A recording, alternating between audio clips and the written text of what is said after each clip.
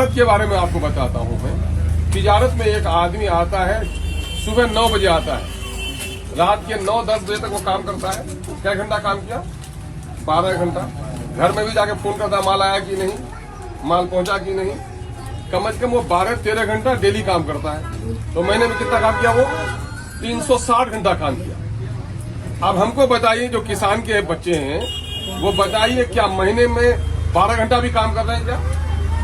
کسی کا بیٹا اگر میٹرک پاس کر لیا, آئی اے پاس کر لیا, بی اے پاس کر لیا ہے تو اس کا کام ہے موٹر سائیکل لے کر چوک پر جانا, اڈا بازی کرنا, سن بھائی کا بارہ جانا ہے نا, مٹر گشتی کرنا, یہ نا کام ہے. میں نے حتیٰ کہ اگر گائے بھی ہے تو گائے کو ایک مٹھی گھاس دینے کے لیے تیار نہیں ہے وہ. آج کا سرجا پوری ہو یا کلہیا ہو, اگر 2 کٹھا کی باڑی ہوگی آپ کو تو کوئی سبزی خریدنے کی ضرورت نہیں پڑے گی.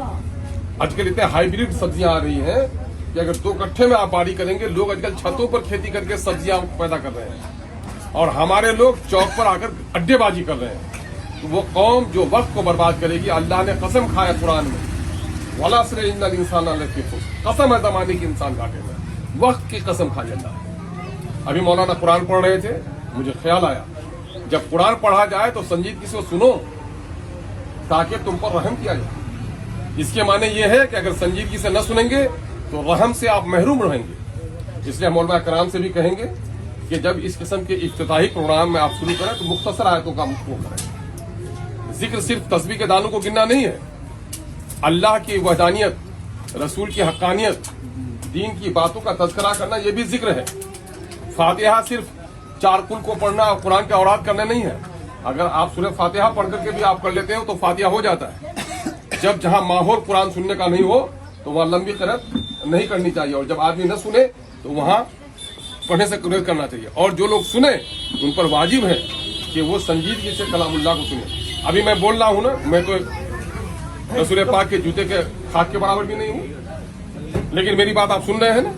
آپ قرآن پڑھا جا رہا تھا, گفتگو کر رہے تھے, تو یہ قرآن کے ساتھ بے ادبی ہے. یہ تو سننے والوں کو بھی چاہیے کہ اس کے ادب کا خیال رکھے, اور تلاوت کرنے والوں کو بھی چاہیے کہ وہ محفل کا خیال رکھے. دونوں کو ایک دوسرے کا خیال رکھنا چاہیے. تجارت کیجیے, اپنے بچوں کو تجارت پر اکسائیے اور تجارت کو آگے بڑھانے کا کام کیجیے. تجارت میں آدمی 24 گھنٹہ مصروف رہتا ہے. دہقانی کے پیشے میں ٹھیک ہے وہ بھی ایک پیشہ ہے, لیکن تجارت کی طرف آپ جائیں گے تو آپ کی عزت بڑھے گی. اس وقت بالخصوص مسلمانوں کو 2-3 بات سمجھنی چاہیے. ایک تو یہ ہے کہ ملک میں جو حالات ہیں اس سے آپ کو گھبرانے کی ضرورت نہیں ہے. اللہ نے ایک عظیم دولت جس کو ایمان کی دولت آپ کہتے ہیں, اللہ نے اس سے نوازا ہے.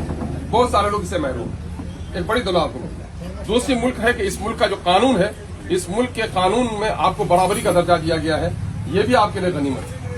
لیکن ایک بڑی سچائی یہ ہے کہ اس ملک میں مسلمانوں کو, دلتوں کو دوسرے درجے کا شہری بنا دیا گیا ہے.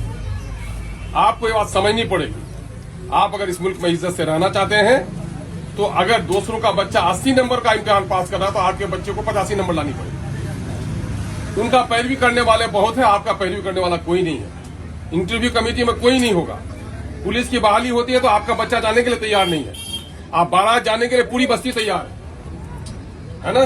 تو وقت اور تقاضے کو سمجھیے. میں یہ تقریر کرنے کا شوق نہیں, مجھے ابھی ووٹ نہیں دیجیے گا ہے نا. ووٹ کا زمانہ آئے گا تو پھر جس کو حال سمجھے گا اس کو چنیے گا.